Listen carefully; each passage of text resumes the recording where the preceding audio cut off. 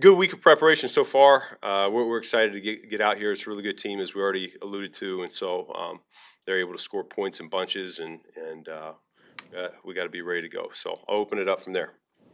And we've talked a lot this week about the scramble and throw opportunities, when they are there, when there are viable scramble and throw opportunities. What is your sense of what needs to happen collectively for those to connect more?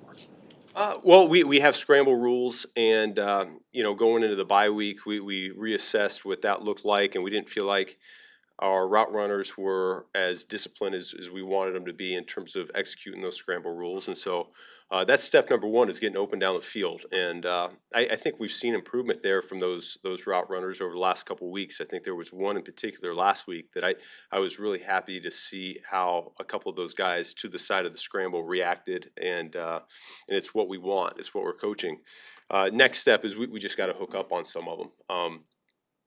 As a coach, you really don't want a ton of those scrambles, because what that means is there's a breakdown somewhere. Either the primary or secondary options aren't getting open, or we're having a breakdown in protection. And so that's it's a fine line of us being on our mess as coaches, making sure we're having good plays to get those guys open, the guys up front blocking well, and then it does come up, and we talk about making sure we don't make a bad play worse, and so that's step number one. We don't want to take sacks in those situations, but I do think that's where Caleb and his athleticism can shine for us, and we probably just haven't had the success that we would like at the rate that we would like when those things come up, and so something we're conscious of, and what we're coaching, and both through the air and on the ground with his legs, because he can be dangerous on the ground as well. The Ravens have a reputation for the last 18 years to be a stout defense, the numbers that you're laying down.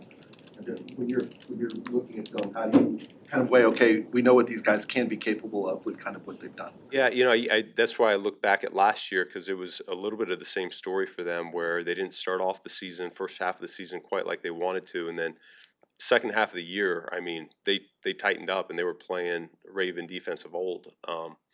And so I think that's probably what this bye week has been for them. They've had a chance to go back and assess where they can put their guys in the right spots. And I know it's going to be a challenge here this week. They've had some guys dinged up, but I mean, that's the NFL. Guys are in and out of the lineup, and next guy's got to step up. And so they still have a lot of really talented players on that side of the ball that have played at a high level for a long time. So like I've been saying all week long, we as an offense, we really haven't hit our stride yet. We're still making self-inflicted errors. And so we got to play better ourselves. It always starts with us first, but we know this is a good opponent and a good defense. Kevin Byard's been a big part of your takeaways the last 4 weeks. When you look at the tape, just what impresses you about the range he's showing, and especially being in year 10 here? Yeah, I mean, normally you think those guys, they start to lose a step at some point, but that has not been the case. He's a guy that over the course of his career has played at a really high level, and I think with the experience that he has, your awareness level goes up, and the game slows down, and so he's able to understand route concepts. He knows when to break, where to break, and he's doing a great job catching the ball when it comes his way as well. So he's capitalizing on those opportunities also. So I think he just continues to get better the more reps he gets too. And as you try to gauge the progress you guys are making as a team, is it just about wins, or is there some separation between process and result when you look at that? It's always just process. It's always process. And now I know this is a results-based league, and we got to win games. I know that. But when we have our process right with how we come into the building throughout the week, how we're meeting, how we're walking through, how we're practicing, that's what gives us a chance on game day. And it doesn't mean we're going to win on game day, but it means we're going to give ourselves a shot. So I feel good about how we're improving in that department. Each week it continues to get better. I'm seeing the fundamentals show up more in practice. We had padded practice on Wednesday, and I thought it was one of our better Wednesday practice that we had all year long so far. And so these guys, they're getting it. They're hungry. The wins help in terms of wanting a little bit more, because they haven't been pretty wins yet. And I think when we really start to turn the corner here and And when we know that we're on the right track, some of these wins, that feeling in the locker room is gonna be like, well, shoot, it doesn't necessarily feel like a win because we didn't play as well as we're capable of. And right now we're really excited because that feeling of winning is so important for us that it makes us want to come back for more. But there's going to be a point where it's going to be like, okay, well, we got to play even better than this, than what we've been doing. And I think they're starting to understand that. Like the standard continues to rise, the expectation level continues to rise, and I think good things are coming. Is that especially the view in year one right now for you while the team is in transition? Maybe that changes as you guys are fully built out and everything's running the way you want. Yeah, well- It becomes strictly about results. The mission's always been to win and to win now. I said that in my opening press conference, and I've been consistent with that with the team.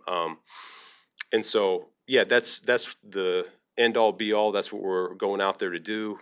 I don't see this as a team in transition. This is a team that this is the 2025 Chicago Bears, and we have a chance to put a stamp on what this chapter of Chicago Bears history is going to look like. When you get on the headset and you say, we're going George McCaskey here, what is that?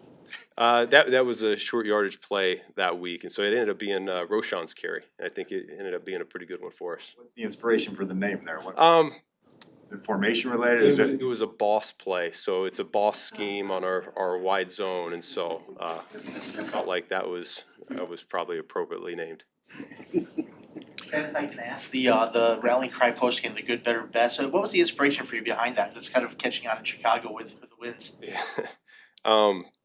That actually goes back to high school for me, and it's something that we were a darn good high school team, and probably about 25 or 30 years there, it wasn't whether we were going to go to the playoffs, it was how far are we going to make it in the playoffs. And just a fond memory of mine growing up post game in that locker room, shoot, even before I was wearing that uniform, because my dad was a assistant coach on that team before he got into high school administration. And so I remember being in that locker room, and that was just the rallying cry at that time. And I think there's something to be said when a group of men, they're all believing the same thing, they're saying the same thing. It's one heartbeat, one voice, and I think our guys have enjoyed it. You've talked about the Caleb roller coaster of some weeks he'll be up, some down.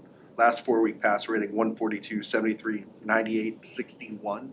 How have you seen him manage that? And is there any different focus this week coming off of a win, but a game in which he didn't play as well? No, it's each week's its own story, and to me, it's always been completion driven for him. And if we get that completion percentage and we're distributing the football to our playmakers, and because we got a number of them, then I think the passer rating and the numbers, they'll all take care of itself. But we just want to be more efficient in, hey, if primary's open, let's give him a good ball. And if he's not open, we need to be a little bit quicker and cleaner to number 2 or number 3. And with Kevin, back to Byard for a minute. As a coach, what are the captain qualities that he brings to the table that you really appreciate?